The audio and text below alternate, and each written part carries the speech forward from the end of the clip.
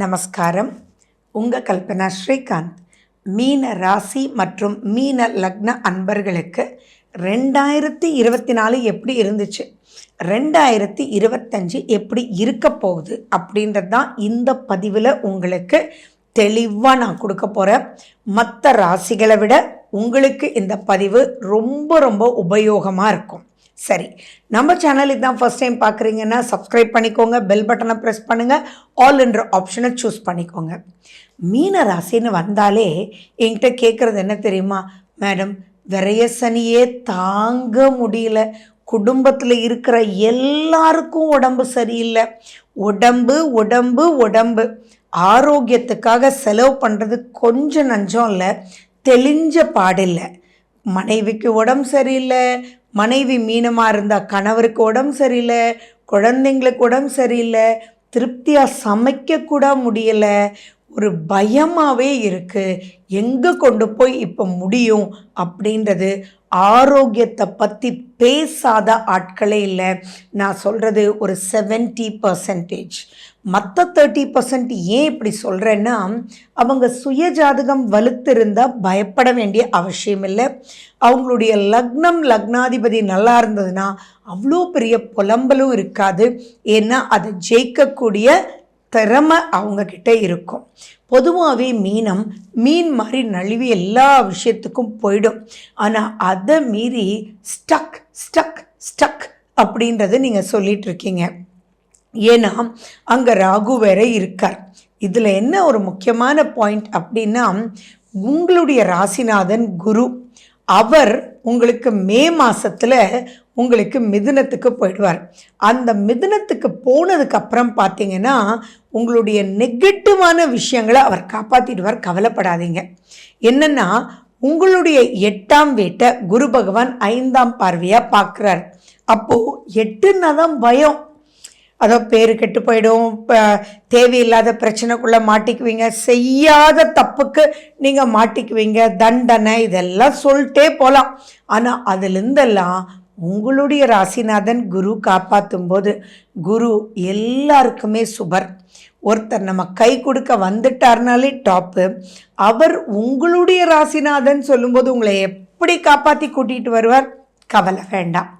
அடுத்தது, உங்களுடைய தொழில் என்னாகுமோ அப்படின்ற பயம் எல்லா மீனராசி அன்பர்களுக்கும் இருக்குது. நினச்சது நடக்கலை, செய்யக்கூடியது நீங்கள் இந்த காஸ்ட்டில் முடிக்கணும் அப்படின்னா அது எங்கேயோ போய் நிற்குது. நீங்கள் ஒத்துட்டு வந்த கான்ட்ராக்ட் ஒன்று, ஆனால் செய்ய முடியாததுனால லாஸில் போயிட்டுருக்கீங்க.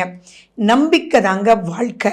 நீங்கள் நம்பினது எல்லாமே வேறு மாதிரி போயிட்டுருக்கு. யாருமே உங்களுக்கு கரெக்ட் இல்லைன்னு தோணுது, ரெஸ்ட்லெஸ்ஸாக இருக்கீங்க. அப்படிப்பட்ட அனைத்து விஷயங்களுமே குரு மாறினதுக்கப்புறம், மே மாதத்துக்கு அப்புறம் அது எல்லாமே மாறி போயிடும். ஏன்னா உங்களுடைய தொழில் ஸ்தானத்தை குரு பகவான் பார்க்கும்போது பணம் பல ரூபத்தில் வரும்.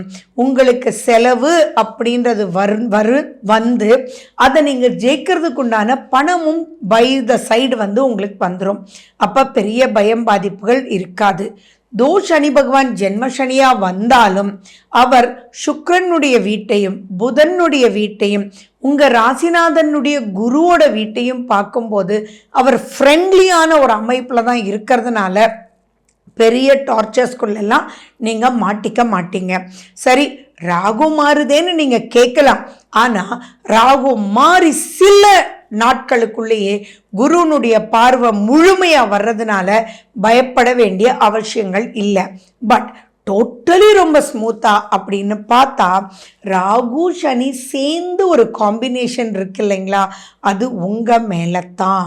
ஸோ நான் உங்களுக்குண்டான பதிவுன்னு சொன்னதுக்குண்டான காரணம், ராகு சனி சேர்ந்து உங்களுக்கு மார்ச் எண்டுலேருந்து மே எண்டு வரைக்கும் ரொம்ப ரொம்ப இருளான ஒரு பீரியடுங்க.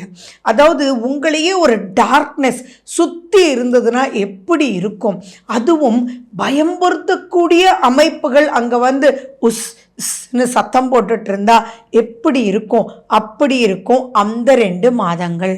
சரி, அப்போ அது என்ன பண்ணணும் அப்படின்னா, நீங்கள் வந்து சுய ஜாதகத்தை எடுத்து அந்த 2 மாதங்கள் நடத்தி எடுத்துட்டு போகக்கூடிய திசை என்ன, புத்தி என்ன, அந்தரம் ரொம்ப முக்கியம். பார்த்துட்டு அந்த கிரகங்கள் ஃபேவரபிளாக இருக்கா அன்ஃபேவரபிளாக இருக்கான்றது நீங்கள் பார்க்கணும். ஃபேவரபிளாக இருந்ததுன்னா அந்த அளவுக்கு பயம் இல்லை, அன்ஃபேவரபிளாக இருந்ததுன்னா ரொம்ப ரொம்ப எச்சரிக்கையாக இருக்கணும். சரி, ஃபேவரபிளாக இருந்தாலும் ஓரளவுக்கு தானே. ஸோ அப்போ அந்த 2 மாதம் எப்படி இருக்கணும்? எதுவும் நடக்காமல் நிம்மதியாக இருந்தாலே போதுன்ற ஒரு எண்ணத்தோடு இருக்கணும். எந்த முயற்சியும் வேண்டாம். ஏன்னா இருட்டுக்குள்ளே போய் காஃபி போடணுன்னாலே முடியாது, இருட்டுக்குள்ளே சமைக்கணும்னு நினச்சா முடியாது. ஃபார் எக்ஸாம்பிள், நம்ம நினச்சிக்குவோம் இதெல்லாம் பண்ணலாம், இந்த வேலையெல்லாம் பண்ணலாம் அப்படின்னு. அப்போது கரண்ட் போயிடுச்சுன்னு வச்சுக்கோங்களேன், அந்த சமையல் குண்டானெலாம் தூக்கி வச்சுட்டு வெறும் உப்புமா பண்ணுறதே பெரிய விஷயம்.